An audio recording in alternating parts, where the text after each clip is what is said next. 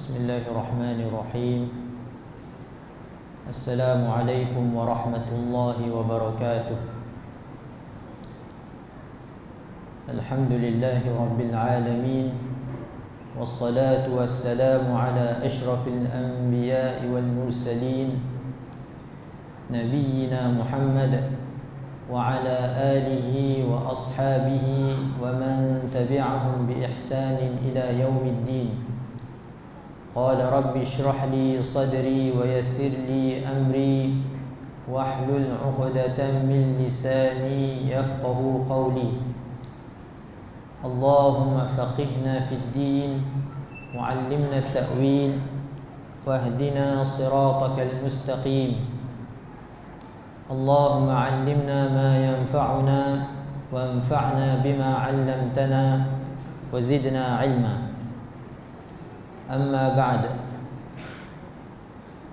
Alhamdulillah, segala puja dan puji kita panjatkan kepada Allah Subhanahu wa taala. Pada pagi ini dapat sama-sama kita berada di rumah Allah Subhanahu wa taala. Seterusnya kita dapat menghadirkan diri di dalam siri Raudhatul I'tikaf, yang mana saya sampai pagi tadi, saya tengok Masya Allah kehadiran yang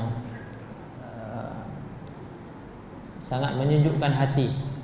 Penuh, parking-parking semua penuh. Saya pun parking dekat pintu nak keluar.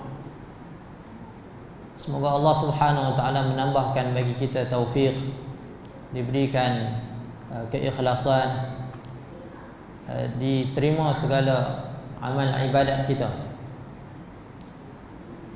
Muslimin dan muslimat yang dirahmati Allah Subhanahu wa taala sekalian, pagi ini kita meneruskan lagi tadabbur suratul Kahfi, dan insya-Allah saya akan membawakan daripada ayat 54 hingga 59 daripada suratul Kahfi. Jadi yang mana ada mushaf di telefon ke di mana-mana boleh buka, sama-sama kita tengok. Kalau yang ada sekali dengan terjemahan ataupun tafsir ringkas, itu lagi bagus. Untuk sama-sama kita tengok ayat 54 hingga 59 daripada suratul Kahfi.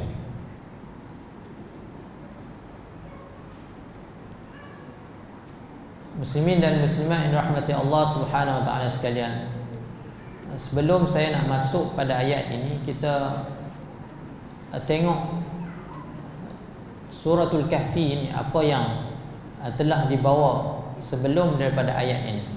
Kalau tuan-tuan dah buka mushaf, tuan-tuan tengok apa yang dah dibincangkan oleh para asatizah sebelum ini. Surah Al-Kahfi secara umum kalau kita tengok membawakan kepada kita beberapa kisah. Sangat menonjol surah Al-Kahfi ini dari sudut kisah-kisah yang ditampilkan. Daripada awal surah, adanya Allah Subhanahu wa taala membuka surah dengan menceritakan tentang sifat Al-Quran. Alhamdulillahilladzi anzala ala 'abdihi al-kitaba wa lam yaj'al lahu 'iwaja qayyiman. Allah Subhanahu wa taala menceritakan bahawa, memberitahu kita bahawa Allah Subhanahu wa taala telah menurunkan kepada kita suatu kitab yang tidak ada bengkok-bengkoknya, satu kitab yang lurus. Kemudian baru Allah Subhanahu wa taala masuk kepada kisah yang pertama, iaitu Ashabul Kahfi. Kisah Ashabul Kahfi. Dan kisah yang kedua adalah kisah Sahibu Jannatain, pemilik dua kebun. Ini dua kisah yang dibawakan. Kemudian datang satu ayat yang menyentuh tentang iblis, tentang iblis. Dan ini dikira juga kisah, satu kisah yang pendek yang Allah Subhanahu wa taala nyatakan secara ringkas di mana di dalam ayat ini Allah Subhanahu wa taala bagi tahu iblis itu kana minal jinni fa fasaqa an rabbih. Dan banyak yang diceritakan oleh sebahagian mufassirin, banyak juga masyayikh yang ketika mengulas kisah-kisah di dalam surah Al-Kahfi ini menyebut kisah-kisah ini didatangkan untuk menampilkan pada kita fitnah-fitnah yang berlaku pada akhir zaman. Dikaitkan kisah-kisah ini dengan fitnah-fitnah besar yang akan berlaku pada akhir zaman. Jadi misalnya kisah Ashabul Kahfi dikaitkan dengan fitnah kepada agama. Kisah pemilik 2 kebun dikaitkan dengan fitnah terhadap harta. Ini ujian-ujian yang dihadapi oleh manusia. Dan kisah yang ketiga yang pendek itu, yaitu tentang iblis. Ada ahli tafsir yang menyatakan itu adalah punca kepada fitnah. Kerana itu Allah Subhanahu wa taala sebut secara ringkas sahaja. Dan satu perkara yang tidak disebut di tempat yang lain, iaitu menyatakan asal usul iblis yang berasal daripada golongan jin. Selepas daripada itu datang lagi 2 kisah, iaitu kisah Nabi Musa alaihissalam dan juga Nabi Khidir. Dan kisah yang keempat ataupun yang kelima adalah kisah Dzulqarnain.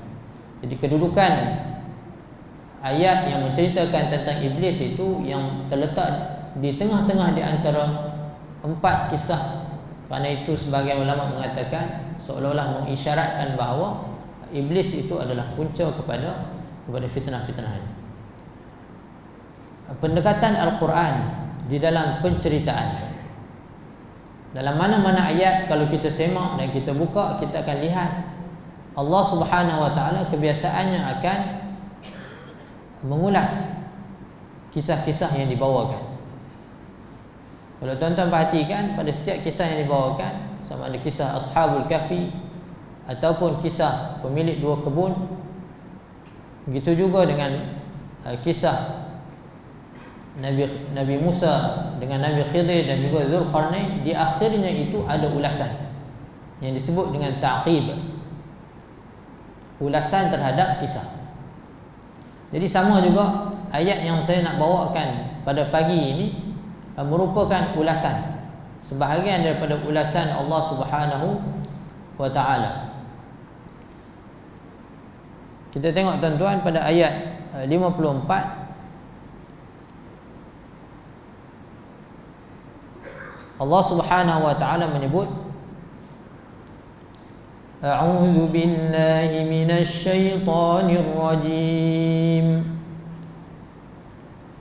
Wa laqad sarrafna fi hadzal qur'ani lin-nasi min kulli mathal wa kana al-insanu aktsara syai'in jadala.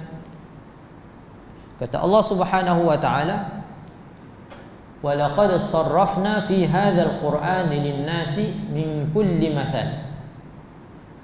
Dan sesungguhnya kami telah huraikan dengan pelbagai cara. Sarrafna fi hadzal qur'an, di dalam Al-Quran ini untuk umat manusia, daripada segala jenis perumpamaan.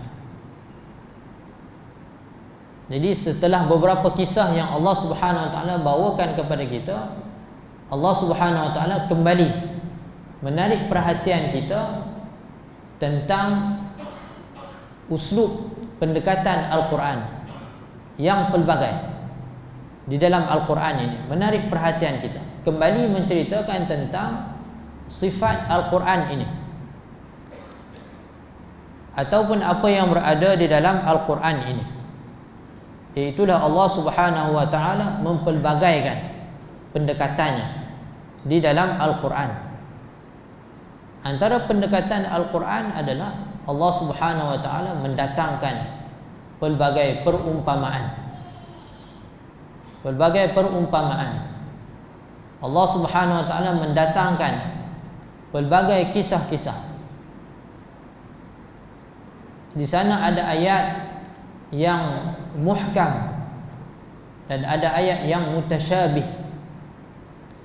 Ada ayat yang datang dalam bentuk yang am dan ada ayat yang datang dalam bentuk yang khas. Ada ayat yang datang dalam bentuk yang mutlak dan ada ayat yang datang dalam bentuk yang muqayyad. Kesemua ini adalah kepelbagaian persembahan ayat-ayat Al-Quran, yang mana kesemua ini juga dikira sebagai majalati tadabbur, lapangan-lapangan tadabbur. Apabila kita bertemu dengan ayat-ayat perumpamaan, misalnya pada permulaan surah Al-Baqarah, setelah Allah Subhanahu wa taala menceritakan tentang sifat golongan muttaqin ayat 1 hingga 5, kemudian sifat orang yang kufur pada Allah Subhanahu wa taala pada 2 ayat, yang selebihnya itu menceritakan tentang golongan munafiqin. Lalu Allah Subhanahu wa taala datangkan 2 perumpamaan. Perumpamaan api dan juga perumpamaan air. Maka ini menuntut kepada tadabbur. Suatu lapangan yang memerlukan kepada tadabbur. Apa yang Allah Subhanahu wa taala nak sampaikan daripada perumpamaan tersebut. Begitu juga dengan kisah-kisah Al-Quran. Setiap kisah yang dibawakan oleh Al-Quran, yang pertamanya ia adalah kisah yang benar, yang diceritakan sendiri oleh Allah Subhanahu wa taala. Maka sudah tentu ia syarat dengan pelbagai pengajaran, seperti yang dinyatakan oleh Allah Subhanahu wa taala pada penutup surah Yusuf. Kita tengok surah Yusuf, sama juga ada sedikit muqaddimah menceritakan tentang sifat Al-Quran, bahwasanya ia adalah diturunkan di dalam bahasa Arab yang jelas. Kemudian pada pengakhiran surah ada ulasan, lebih kurang 1 muka surat, ulasan Allah Subhanahu wa taala terhadap kisah Nabi Yusuf di dalam surah Yusuf alaihi salam, yang mana antaranya Allah Subhanahu wa taala menyebut laqad kana fi qasasihim ibratun liulil albab. Sesungguhnya pada kisah-kisah mereka ini ada ibrah, ada pengajaran bagi orang-orang yang berfikir, orang-orang yang mempunyai akal fikiran. Karena itu apabila kita bertemu dengan kisah-kisah Al-Quran, perumpamaan-perumpamaan, tak boleh kita lalu macam tu saja. Perlu kepada ta'ammul, pemerhatian yang mendalam. Kenapa Allah Subhanahu wa taala sebut perkara-perkara macam ni, tunjulkan perkara-perkara ni? Bukan semua yang diceritakan. Allah Subhanahu wa taala menceritakan pada perkara-perkara yang ada makna-makna yang tertentu, yang memerlukan kepada kita memerhatikan dengan mendalam.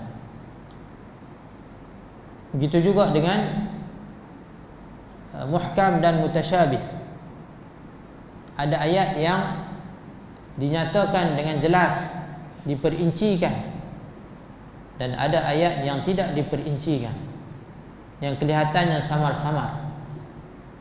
Muhkam dan mutasyabih ini boleh kita faham dari 2 sudut, dalam 2 makna.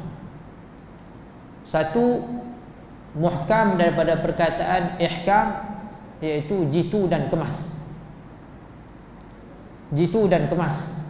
Kerana ayat-ayat Al-Quran ini Allah Subhanahu wa taala jalinkan dengan kemas,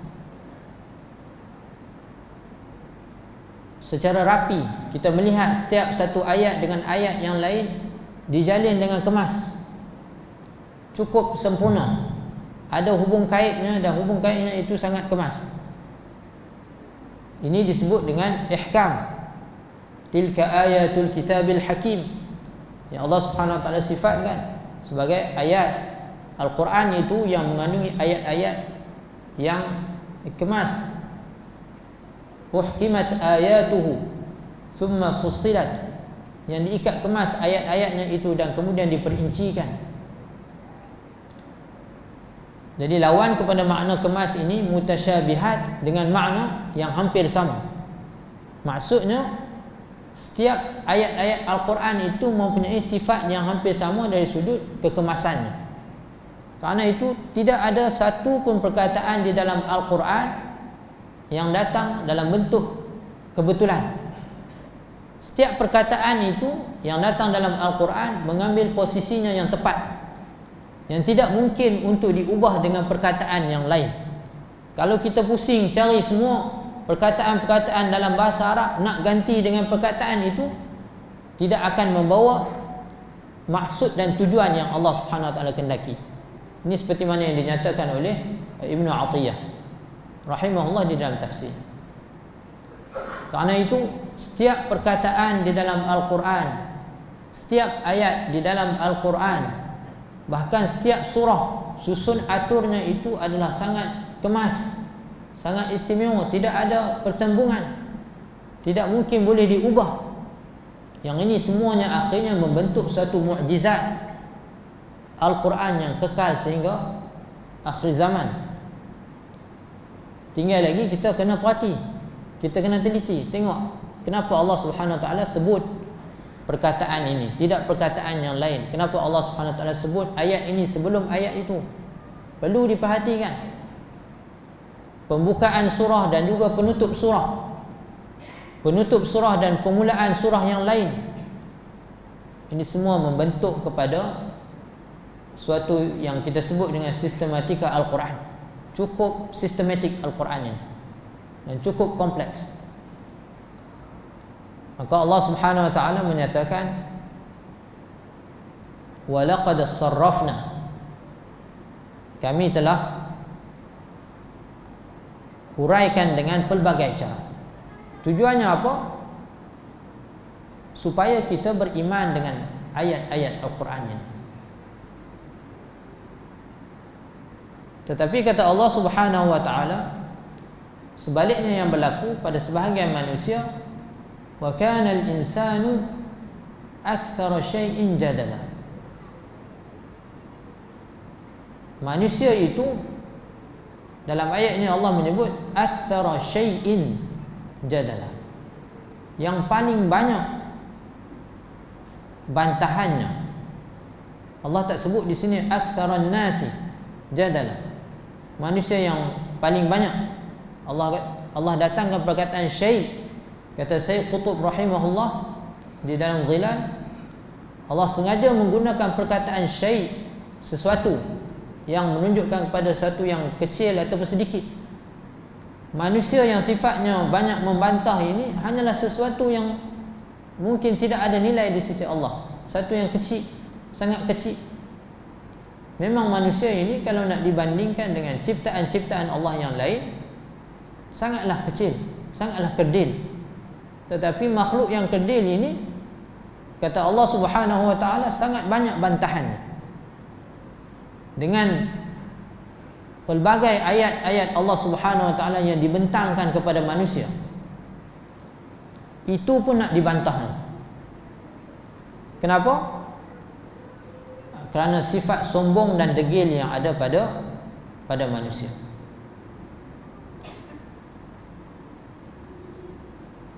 Karena itu Allah Subhanahu Wa Taala menyebut pada ayat yang berikutnya, kata Allah Subhanahu Wa Taala, wa ma mana'an nas an yu'minu idh ja'ahumul huda wa yastaghfiru rabbahum idh ja'ahumul huda wa yastaghfiru rabbahum illa an ta'tiyahum sunnatul awwalin illa an ta'tiyahum sunnatul awwalin aw ya'tiyahumul 'adzabu qubula.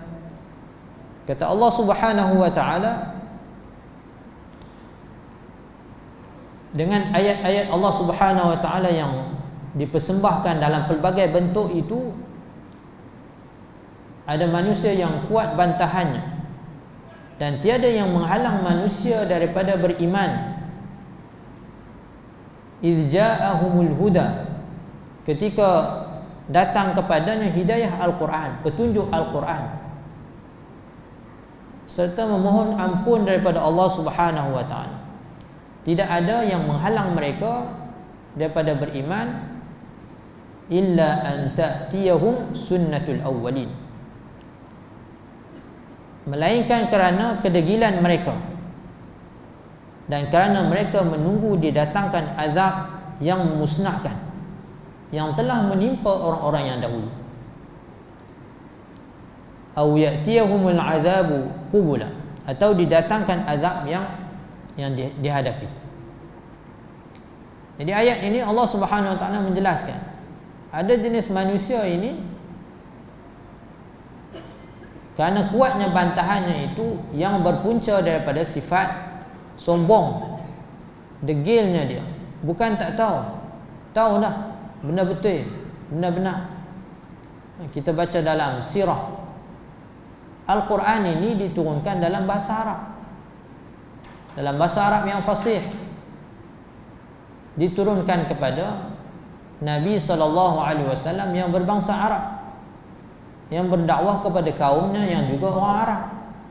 Bahkan ketika itu bahasa Arab itu telah sampai kepada kemuncak kegemilangannya, sehingga ia dipertandingkan, menunjukkan mereka telah mencapai ke satu tahap penguasaan bahasa yang sangat tinggi. Dan ketika itu Al-Quran ini diturunkan. Nak ceritanya, maksudnya bahasa Al-Quran itu sangat difahami oleh mereka. Kerana itu antaranya Al-Walid ibn Mughirah, apabila dia mendengar ayat-ayat Al-Quran, terus dia tertawan, kerana dia tahu ini suatu bahasa yang luar biasa, yang tidak mungkin boleh dicapai oleh seorang manusia. Dia tahu Al-Quran itu benar, tapi akhirnya dia tidak beriman. Kenapa? Kerana sombong, kerana kedegilan yang ada di dalam diri seorang manusia. Jadi orang-orang yang macam ni, kata Allah Subhanahu wa taala, mereka tak akan beriman. Tak ada yang menghalang mereka daripada beriman kecuali kerana kedegilan mereka. Dan sifat degil ini tidak ada ubatnya, melainkan didatangkan kepada mereka azab. Dalam dua ayat ni kita nak tengok, yang pertama suatu hakikat. Allah Subhanahu wa taala nak nyatakan dalam dua ayat ini bahwasanya manusia itu adalah makhluk jadali. Antara sifat manusia ni suka bantah. Walaupun benda dah jelas, dah terang, benda betul, tapi dia akan bantah. Dia akan berpaling daripada petunjuk Al-Quran itu. Berpunca ataupun kepalanya bermula daripada iblis itu. Maka iblis menghasut manusia agar menjadi sepertinya. Ini kita jumpa dalam kehidupan seharian kita pun, banyak orang jenis macam ni. Dia kira nak, kalau bahasa saya ni saya panggil mak kontra. Dia kira nak kontra. Dia tak dengar lagi hujah, dia bangkang dulu. Kok mana pun dia akan bangkang dulu. Sebab tu kalau tuan-tuan baca dalam tafsir Sayyid Qutb, dia banyak tekankan dalam tafsir dia itu untuk kita berada dalam al-jawu al-Quran, environment Quran, supaya kita tidak bias, terpengaruh dengan elemen-elemen yang lain. Bila kita baca Al-Quran, kita kena baca dalam keadaan yang munsif, yang adil. tidak dipengaruhi oleh mana-mana sentimen. Sebab tu Al-Quran ini dia tak boleh ada unsur mazhab, tidak boleh dipengaruhi oleh unsur mazhab ataupun mana-mana kumpulan, tak boleh. Al-Quran itu mesti kekal dengan sifat Rabbani, suatu risalah yang jelas datang daripada Allah Subhanahu Wa Taala, yang tinggi atas segala bentuk ideologi dan pemikiran.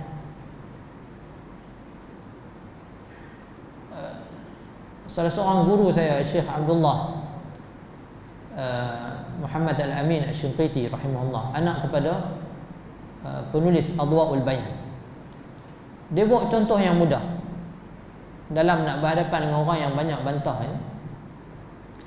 Dia kata dia ada 4 keadaan saja manusia ni. Dia kata idza 'andak dalil ma 'andi dalil ana ma'ak. Kalau engkau ada dalil, aku tak ada dalil, aku ikut engkau. Ana 'andi dalil ma 'andak dalil fa anta ma'i. Aku ada dalil, engkau tak ada dalil, engkau ikut aku.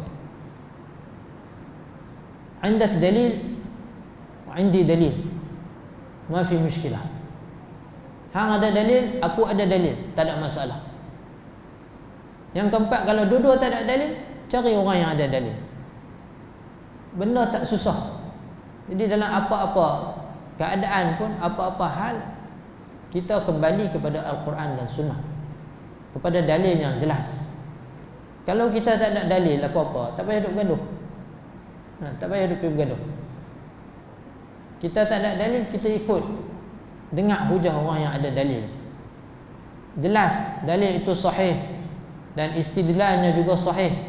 Dalil sahih, istidlal maksudnya hukum ataupun cara pendalilan yang sahih, maka kita tak ada lagi cara lain melainkan kita ikut.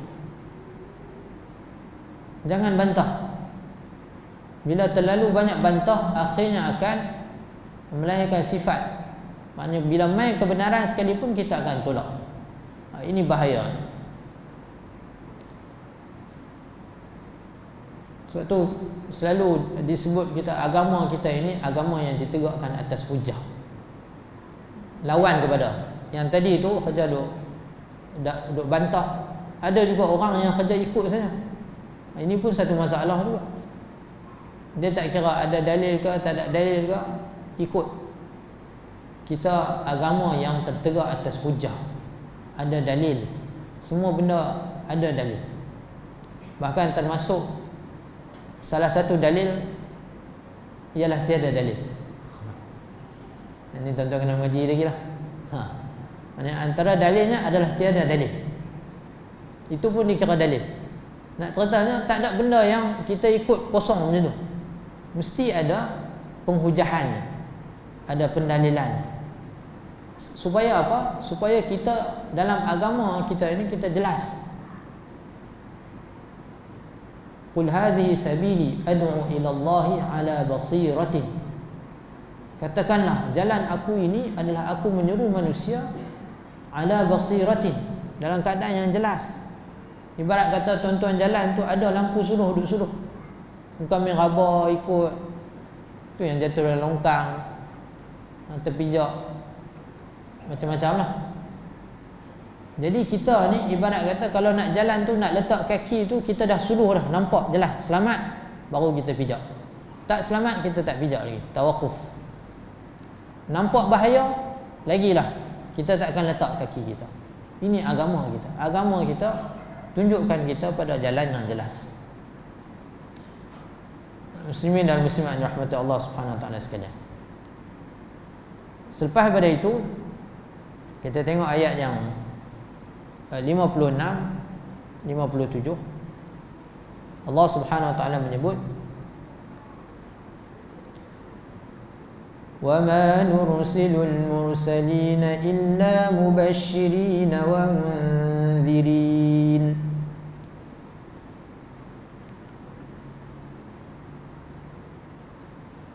Kata Allah Subhanahu wa taala, masih lagi dalam kita kata konteks yang sama, siyak yang sama. Allah kata, dan tidak kami mengutus para rasul melainkan sebagai pemberi berita gembira dan pemberi amalan. Pemberi berita gembira dan pemberi amalan. Sebab manusia ni dalam dia berbantah, kadang-kadang dia minta benda yang bukan-bukan. Pada Nabi SAW, ketika mana dia berhadapan dengan musuh-musuh Islam, ada yang dalam nada yang mengejek, yang menghina, olok-olok, minta pada Nabi SAW supaya diturunkan malaikat. Kalau hang ni betul, hang buat turun malaikat, kami nak tengok. Kalau hang betul yang tunjuk Tuhan depan-depan, kami nak tengok. Macam-macam dia minta pada Nabi SAW. Jadi Allah Subhanahu Wa Taala nak tegaskan dalam ayat ini, setelah diberikan hujah-hujah, yang selebihnya itu tugas para rasul itu adalah memberi peringatan dan berita gembira. Tugas para rasul adalah memberi peringatan dan berita gembira bagi mereka yang beriman, yang taat, maka dijanjikan bagi mereka syurga, berita gembira, kesenangan, kebahagiaan hidup di dunia dan akhirat, kejayaan dunia dan akhirat. Bagi mereka yang ingkar, yang tidak mau beriman, diberikan peringatan demi peringatan. Ini tugas para rasul.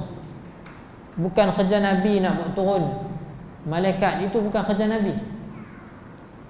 Sebab tu dalam surah Al-Hijr, bila mereka minta untuk menurunkan malaikat pada Nabi supaya dibuktikan kebenaran Nabi, Allah yang jawab. Allah kata, ma nunazzilul malaikata illa bil haqq. Kami tidak menurunkan malaikat itu melainkan dengan suatu tujuan yang benar. Maksudnya kerja buat turun malaikat itu kerja Allah. Yang menurunkan azab itu adalah Allah, bukan Nabi. Jangan pergi jumpa Nabi bertanya bila nak jadi kiamat, bila nak turun azab. Itu bukan kerja Nabi. Begitu juga kita tengok hari ini Nabi dah tak ada. Jadi yang ada adalah pewaris Nabi. Orang-orang yang mengerjakan tugas para Nabi ini juga tugasnya adalah menyampaikan. Wa ma 'alaina illa al-balaghul mubin. Tugas kita adalah menyampaikan dengan sejelas-jelasnya.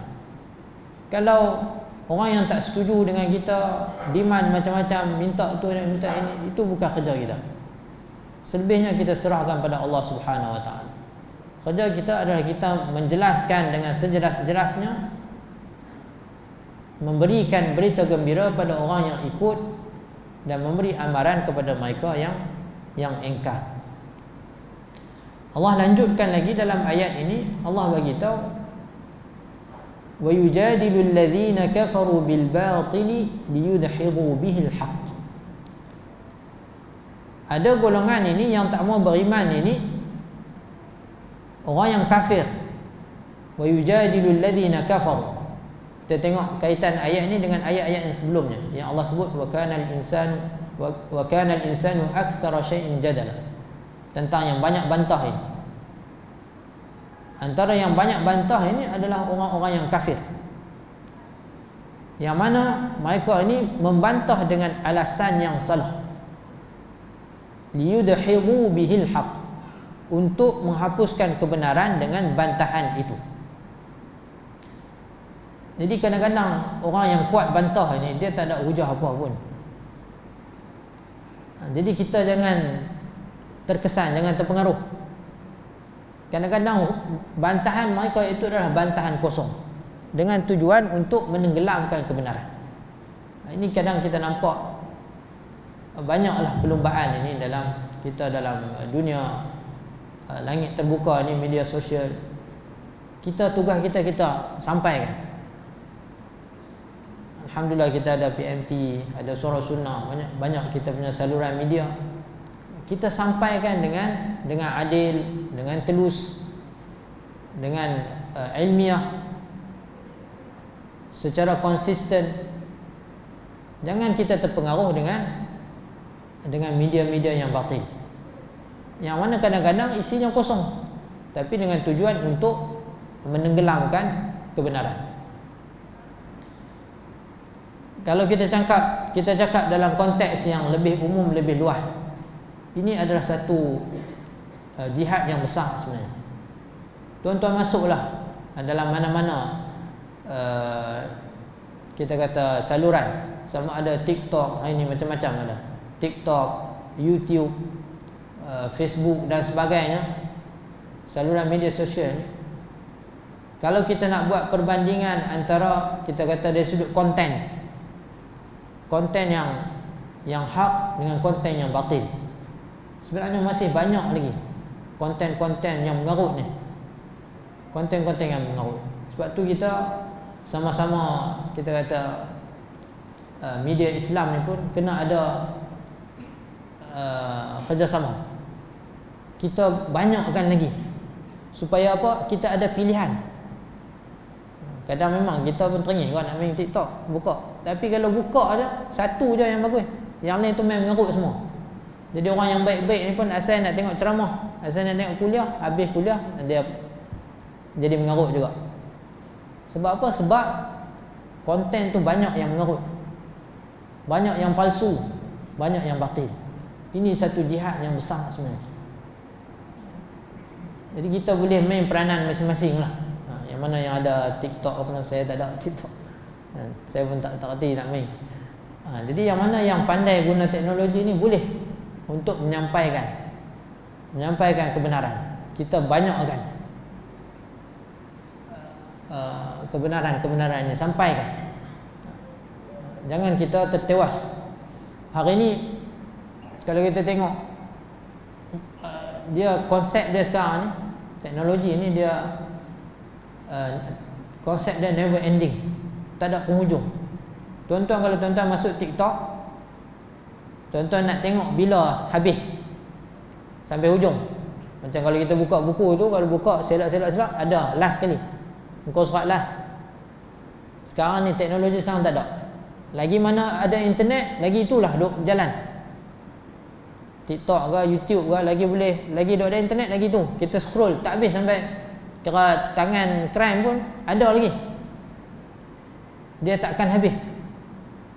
Netflix, apa benda semua tu kan, sampai dia beritahu kata kami tidak akan membuatkan anda tidur.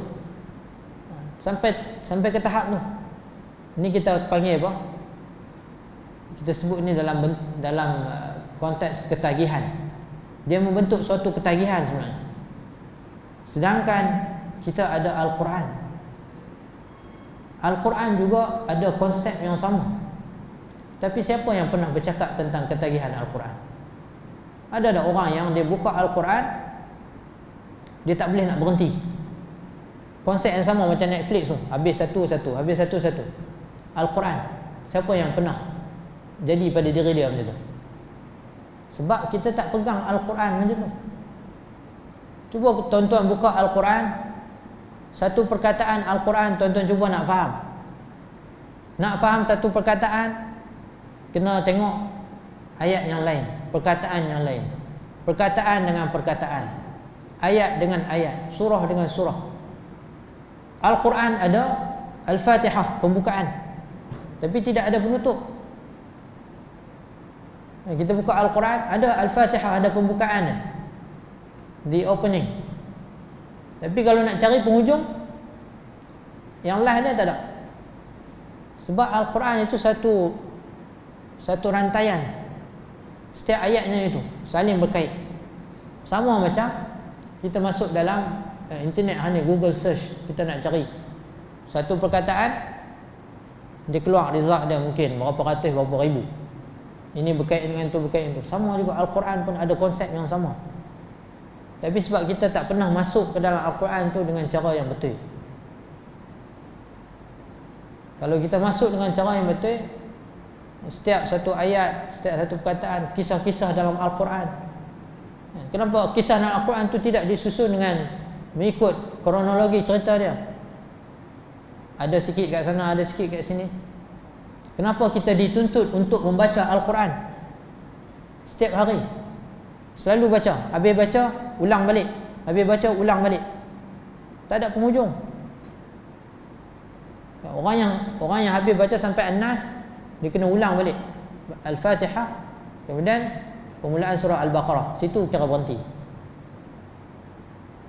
Maksudnya apa? Habis kena ulang balik, sambung balik, tak pernah habis. Jadi hari ni kita kena tengok balik macam mana kita berinteraksi dengan Al-Quran.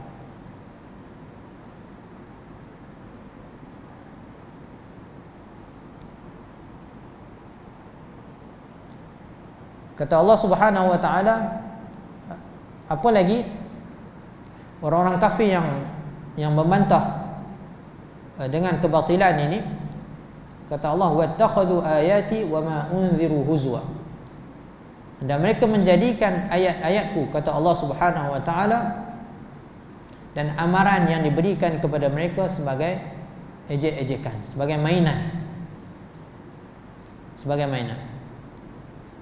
Kemudian kata Allah Subhanahu wa taala, "Wa man azlamu mimman dzukkira biayatihi fa'arada 'anha wa nasiya ma qaddamat yadahu Inna ja'alna 'ala qulubihim akinnatan an yafqahuhu wa fi adhanihim waqra wa in tad'uhum ila al-huda falan yahtadu idhan abada."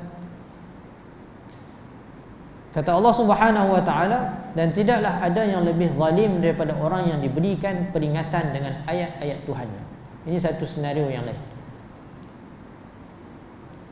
Tak ada orang yang lebih zalim, kata Allah, berbanding dengan orang yang sampai kepada dia peringatan ayat-ayat Allah Subhanahu wa taala, lalu dia berpaling daripadanya dan lupa apa yang telah dilakukan oleh kedua tangannya. Jadi tadi kita kata mungkin ada orang ni yang dia bantah dalam keadaan dia jahil. Bantah dalam keadaan dia jahil. Dan ada golongan yang lain yang Allah sifatkan dengan lebih zalim lagi, iaitu orang yang telah sampai kepadanya ayat-ayat Allah Subhanahu wa taala. Maksudnya dalam keadaan dia tahu, telah sampai pada dia ilmu, tapi apa responnya? Dia berpaling. Maka ini Allah sifatkan sebagai orang yang lebih zalim lagi. Kerana sepatutnya apabila datang kepada kita kebenaran, maka kita ikut. Allahumma arinal haqqa haqqan warzuqna ittiba'ah. Kita doa dan minta pada Allah, kalau sampai kepada kita suatu benda yang hak, kita direzekikan untuk mengikuti kebenaran itu. Tapi ada orang bila sampai pada dia kebenaran, dia tidak menerima, bahkan dia berpaling. Tengok apa kesannya. Kata Allah Subhanahu wa taala, "Inna ja'alna 'ala qulubihim akinnatan." Orang yang apabila datang pada dia kebenaran, bahkan dia lupa diri. Dia lupa apa yang diri dia buat daripada kejahatan. Tujuan peringatan ini datang untuk menarik dia kembali kepada kebenaran. Tapi kalau dia lawan benda tu, dia respon dengan berpaling daripada peringatan tersebut, maka Allah Subhanahu wa taala akan hukum dia dengan ditutup hati dia dengan penutup. Hati dia akan tertutup.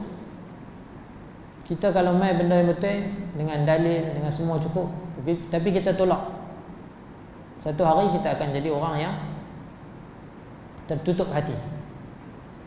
Dalam surah Al-Mutaffifin Allah sebut, "Kalla bal rana ala qulubihim ma kanu yaksibun." Ini golongan al-fujar yang mendustakan hari kiamat. Alladzina yukadzibuna biyaumiddin wa ma yukadzibu bihi illa kullu mu'tadin athim. Allah kata orang yang mendustakan hari kiamat ini bukan pasal apa? Mana tak ada orang yang mendustakan hari kiamat ini illa kullu mu'tadin athim, golongan yang melampau dan berdosa.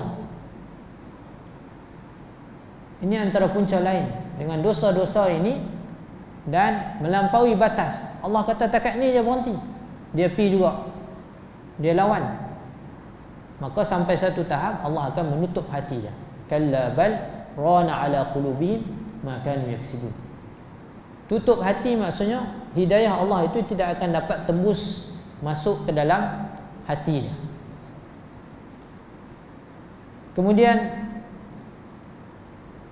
wa fi adhanihim waqar, disumbat ke telinga-telinga dia. Sehingga kata Allah Subhanahu wa taala, wa in tad'uhum ila al-huda falan yahtadu idzan abada. Sampai ke tahap ini, kalau engkau menyeru mereka kepada hidayah, maka dengan keadaan yang demikian mereka tidak sama sekali akan beroleh hidayah selama-lamanya.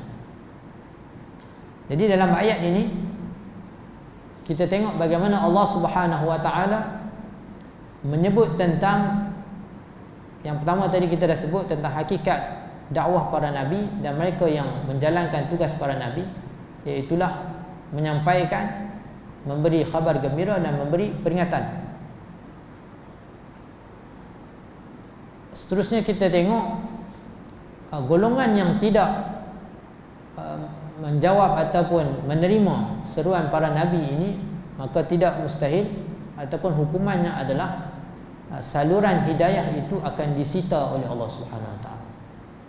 Allah Subhanahu wa taala menjadikan kita ada akal yang boleh berfikir, ada hati yang boleh merasa, ada panca indera, semua ni. Mata yang melihat, telinga yang mendengar, ini semua adalah panca indera yang merupakan saluran kepada hidayah. Hidayah apabila sampai pada kita akan masuk melalui channel-channel ini.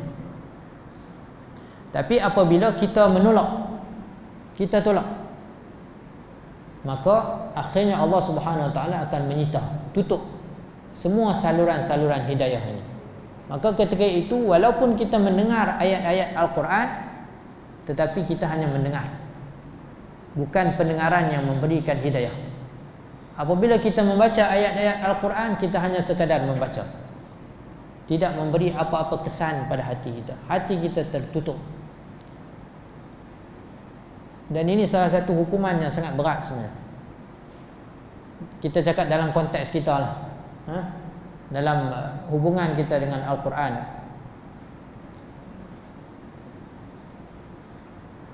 Kadang kita susah nak bagi masa dengan Al-Quran. Kita susah nak bagi masa dengan Al-Quran. Jadi tak mustahil kita dihukum dengan tak boleh baca Al-Quran, tak ada masa. Selalu kita duk bagi alasan, tak sempat, sibuk dan sebagainya. Dipanggil dengan hajrul Quran, memulaukan Al-Quran. Akhirnya kita memang tak ada masa, tak sempat kita nak baca Al-Quran, tak sempat kita nak cuba faham apa yang ada dalam Al-Quran. Akhirnya tak sampai kita kepada makna-makna Al-Quran. Apatah lagi kalau telah jelas. Ini kita kata dalam konteks yang sederhana, dalam kita dalam hubungan kita dengan Al-Quran. Tuan-tuan ni semua masya-Allah orang baik semua ni, ahlul i'tikaf. Tapi kita selalu cuba untuk pertingkatkan hubungan kita dengan Al-Quran. Jangan cuba, ini nasihat untuk diri saya jugalah, kita semua. Kita semua cuba ambil masa untuk baca Al-Quran, untuk faham Al-Quran. Takut-takut kalau dengan alasan kita, macam-macam alasan kita tu, akhirnya kita dihukum dengan memang tak ada kesempatan untuk baca Al-Quran. Seterusnya ayat yang ke-58 dan 59, Allah Subhanahu wa taala menyebut, wa rabbukal ghafuru dzur rahmah law yu'akhidhuhum bima kasabu la'ajjala lahumul 'adzab bal lahum maw'idun lan yajidu min dunihi maw'ila. Dan Tuhanmu Maha Pengampun, lagi melimpah-limpah rahmatnya. Jika dia mahu menyeksa mereka di dunia disebabkan apa yang mereka telah usahakan, tentulah dia akan menyegerakan azab itu menimpa mereka. Tetapi dia tidak berbuat demikian, bahkan ditentukan bagi mereka satu masa yang mereka tidak sama sekali akan dapat sebarang tempat perlindungan daripadanya. Wa tilkal qura ahlaknahum lamma zalamu wa ja'alna limahlikihim maw'ida. Dan penduduk negeri-negeri yang derhaka itu kami telah binasakan ketika mereka melakukan kezaliman, dan kami telah tetapkan satu masa yang tertentu bagi kebinasaan mereka. Ayat ini setelah apa yang dinyatakan pada sebelumnya, Allah Subhanahu wa taala kembali memanggil kita. Wa rabbukal ghafuru dzur rahmah. Nak bagi tahu pada manusia sejauh mana pun kita pergi, sejauh mana pun kita menyimpang, Tuhan kamu adalah Tuhan yang Maha Pengampun, yang mempunyai rahmat yang sangat luas. Itu dulu, itu asasnya. Karena itu dalam banyak ayat-ayat Allah Subhanahu wa taala suka untuk perkenalkan diri dia sebagai yang Maha Rahmat. Inna rahmati sabaqat ghadabi. Rahmat aku mendahului kemurkaan aku. Inna rahmati ghalabat ghadabi. Rahmat aku mengatasi kemurkaan aku. Inna rahmati wasi'at kulla syai'. Rahmat aku meluasi segala sesuatu. Dan dalam masa yang sama kemudian Allah ikuti dengan ancaman, kalau Allah nak, Allah boleh segerakan azab. Maksudnya siapa saja yang ingkar, siapa saja yang buat maksiat, kalau Allah nak, Allah boleh hukum serta-merta di dunia. Tapi ini bukan ketetapan Allah Subhanahu wa taala. Termasuk dalam ilmu dan kebijaksanaan Allah Subhanahu wa taala adalah Allah memberikan tempoh. Disebut yumhil wala yuhmil. Allah Subhanahu wa taala itu memberikan tempoh, yumhil wala yuhmil, tapi Allah tidak pernah abaikan. Siapa saja yang ingkar atas dunia ini dan tak dengar cakap Allah, Allah Subhanahu wa taala bagi dia peluang, bagi peluang. Tapi Allah tidak pernah tinggal, tak pernah lupa. Mungkin kita saja yang lupa. Allah Subhanahu wa taala tidak pernah lupa. Apa yang dapat kita ambil adalah adanya targhib dan tarhib dalam agama kita. Agama kita ini dia ada targhib, menggalakkan orang, dan ada tarhib, memberi ancaman, menggerunkan orang. Ini antara uslub dakwah yang sangat penting. Kita dalam kita berdakwah kena ada dua-dua elemen ini. Jangan asyik tarhib saja, kerja bagi amaran saja, bawa ayat-ayat pasal neraka saja, ataupun istilah ni kita kata menerakakan orang. Ya. Hang ahli neraka, hang ahli neraka, semua jadi ahli neraka. Dia akan ikut jejak langkah Khawarij. Dan tidak juga bagi berita gembira saja, tarhib, targhib. Buat apa pun ahli syurga. Ya. Agama kita ini seimbang, wasatiyah, antara targhib dan juga tarhib. Ayat-ayat targhib ini ada peranannya, ayat-ayat tarhib ini juga ada peranannya. Ketika seseorang melakukan maksiat, maka ayat yang paling sesuai adalah ayat tarhib, bagi dia peringatan. Jangan teruskan, berhenti. Kalau teruskan, ada ancaman Allah. Untuk orang yang sedang melakukan ibadat, ketaatan, kita bacakan pada dia ayat targhib. Allah suka, Allah janjikan pahala, Allah janjikan syurga. Supaya manusia itu sifatnya adalah seimbang. Karena itu kita tengok dalam Al-Quran, sentiasa Allah Subhanahu wa taala bila cerita pasal ahli syurga, ada cerita pasal ahli neraka. Ada janji baik, ada janji buruk. Supaya kita bila kita baca Al-Quran, emosi kita seimbang, keyakinan kita seimbang. Kita tak cenderung pada sebelah pihak sahaja.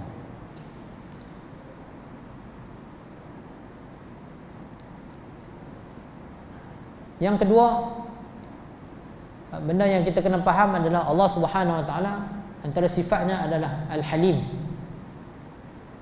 Al-Halim maksudnya Allah Subhanahu Wa Taala tidak segera menghukum. Kita terjemah Al-Halim ini dengan santun. Maksudnya kalau Allah marah pun Allah tak hukum dengan serta-merta. Kerana itu ada hikmahnya adalah supaya itu adalah peluang untuk seseorang itu kembali. Ini juga penting dalam kita berdakwah. Sentiasa kita disebut seorang pendakwah ni dia kena ada dua mata. Dia kena ada dua mata. Satu mata dipanggil dengan mata hukum, dan satu lagi dipanggil dengan mata rahmat. Jadi dalam kita melihat seseorang itu sebagai pendakwah, kena ada dua mata dalam kita menyatakan hukum, beritahu ini tak boleh, ni salah, benda ni berdosa. Tapi kita kena ada juga mata rahmat, sentiasa meletakkan harapan, doa pada dia, dan semoga Allah Subhanahu Wa Taala bagi hidayah, bagi taufik, supaya kita, kalau kita tengok seseorang itu dengan mata menghukum sahaja, maka akan hilang rahmat, sifat rahmat seorang pendakwah, sifat kasihan belas, maka dia akan jadi kerah. Sebab tu kena seimbang. Dalam kekerasan, ketegasan hukum itu ada rahmat. Sentiasa melihat orang yang kita dakwahkan itu, yang kita sampaikan Islam itu, ada peluang untuk berubah, ataupun sentiasa melihat kebaikan yang ada dalam diri seseorang itu. Walaupun benda yang dia buat salah, tetap salah, tapi kita tidak membenci individu itu. Yang kita tegur, yang kita benci adalah perbuatannya yang salah. Orang itu selagi mana dia Islam, saudara kita Islam, kita sayang dia. Persaudaraan Islam itu tetap kekal. Maka kita tak tinggal dia, kita tak cerca dia lebih-lebih, kita cuba faham keadaan dia. Ini penting untuk kita masuk dalam banyak lapangan dakwah, supaya kita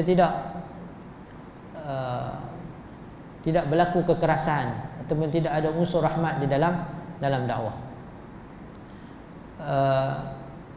Dan ayat yang terakhir itu yang Allah sebut, wa tilkal qura ahlaknahum lamma zalamu wa ja'alna limahlikim mau'ida. Allah tutup dengan suatu ancaman, iaitu telah ada penduduk-penduduk negeri yang telah kami binasakan. Maksudnya telah terbukti, bukan Allah sembang kosong tak. Memang Allah bagi tahu dan telah ada. Pilah berjalan, pi tengok. Bukti-buktinya masih ada. Kaum-kaum yang telah Allah Subhanahu Wa Taala binasakan. Jangan tunggu sampai Allah Subhanahu Wa Taala turunkan azab pada kamu. Ketika itu kalau Allah Subhanahu Wa Taala turunkan azab, maka tidak ada lagi tempat untuk berlindung.